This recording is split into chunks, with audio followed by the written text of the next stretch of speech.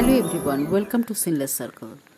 কখনো কখনো সবুজ গাছপালার মাঝে, শাকসবজির মাঝে বা ঘাসের আগাতে আমরা অনেক সময় দেখি সাবান বা সার্ফের ফেনার মতো বুদবুদ টাইপের প্রচুর পরিমাণে একসাথে একটা জায়গাতে জমা হয়ে থাকে। দেখলে মনে হবে যেন কেউ সাবানের ফেনা লাগিয়ে গেছে। এগুলো আসলে কি, সেটাই আজকে ভিডিওতে দেখার পালা।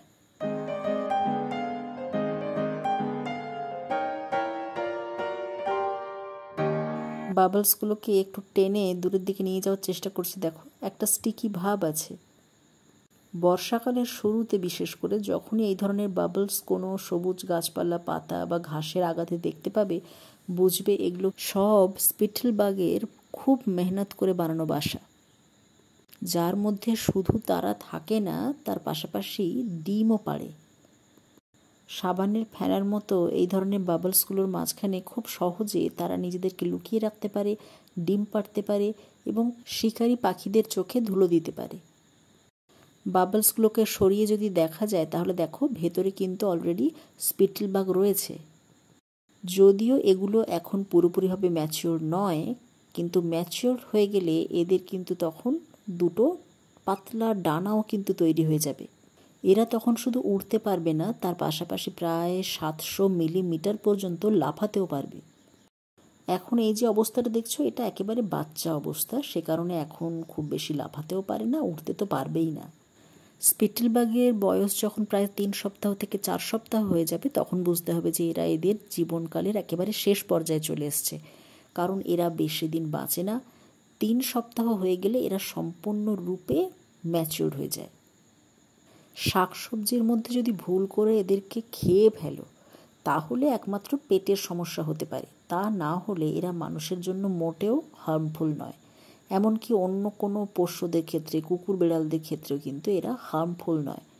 বিষাক্ত তো এরা একেবারেই নয়, শুধুমাত্র মনে রাখবে যদি না খেয়ে ফেলো। এছাড়া তুমি চাইলে এদেরকে হাতেও নিতে পারো, তখন দেখা যাবে এরা তোমার হাতেই বাবলস তৈরি করছে, আর সেটার তো অনুভূতি একেবারে অন্যরকম হবে। আর কলমি শাকের মধ্যে তো এদেরকে আমি অনেকবারই দেখেছি।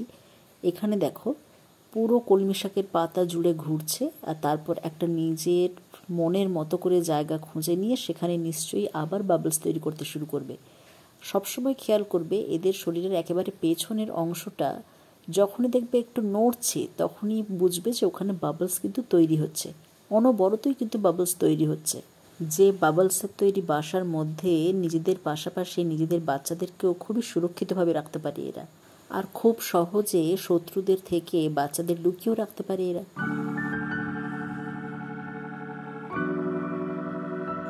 আর স্পিটলবাগেদের ক্ষেত্রে এটা একটা ইউনিক ব্যাপার যে এরা নিজেদের পেটের ভেতর থেকে অতিরিক্ত বাতাসটা যখন পেছনের দিক থেকে বের করতে শুরু করে, তখন তার সাথে স্টিকি একটা তরল পদার্থ শরীর থেকে বেরোতে শুরু করে, যে দুটো একসাথে মিশে গিয়ে, অর্থাৎ অতিরিক্ত বাতাস আর তার সাথে চিপচিপে তরল পদার্থ, এই দুটো একসাথে মিশে গিয়েই ছোট ছোট বাবলস তৈরি হয়, যেগুলোকে ধীরে ধীরে জমাতে জমাতে এরা বড় মাপের একটা বাবলসের বাড়ি তৈরি করে, যার মধ্যে সুখে স্বাচ্ছন্দ্যে ডিম নিয়ে সুন্দরভাবে এরা বাস করতে শুরু করে।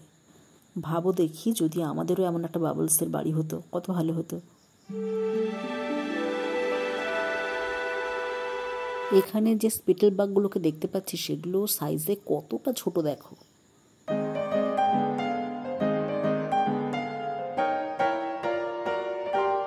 বেশ অনেকটা সময় ধরে স্পিটলবাগ যে বাবলসগুলো তৈরি করে সেগুলোকে নিজের পেছনের পা দিয়ে টেনে টেনে আর সামনের পায়ের সাহায্য নিয়ে ধীরে ধীরে মাথার চারিপাশে ঢেকে দিতে শুরু করে। তারপর চারিদিক থেকে এত সুন্দরভাবে ওই বাবলসগুলোকে দিয়ে ঘিরে দেয় আর নিজেকে তার মাঝে এতটাই সুরক্ষিত রাখে যে অতিরিক্ত গরমেও এদের শরীর ঠান্ডা থাকে, টেম্পারেচারটা বাবলস ভেদ করে ভেতরেও আসে না, যার ফলে কি হয় এরা সবসময় শীতল থাকে আর ডিহাইড্রেশনের সমস্যায় ভোগে না। তবে হ্যাঁ, এটা ঠিক যে এরা বেঁচে থাকে গাছের পাতা, ফল, ফুল, কাণ্ড এগুলোর ভেতরের রসটা খেয়ে। তাই অনেক সময় দেখা যায় সবজির বাগানে পাতার ধারগুলোকে এরা খেয়ে ফেলেছে বা পাতা ফুটো করে দিয়েছে, বা অনেক সময় এদের মাত্রা মারাত্মক পরিমাণে বেড়ে গেলে এক একটা গাছ তো পুরো নষ্টই হয়ে যায়।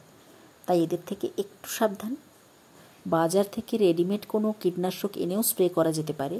তা না হলে জলের মধ্যে কাঁচা হলুদ, নিমপাতা ভালো করে ফুটিয়ে তার সাথে কর্পূর মিশিয়ে ঠান্ডা করে সেটা স্প্রে বটলের মধ্যে ভরে সারাদিনে 2 বার স্প্রে করতেই পারো।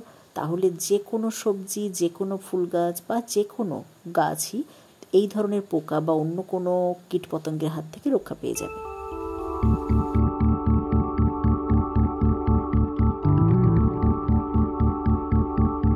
আর এখানে দেখো, যেই আমি বাবলসগুলো সরিয়ে দিলাম, আবার সবাই মিলে বাবলস তৈরি করতে শুরু করে দিয়েছে।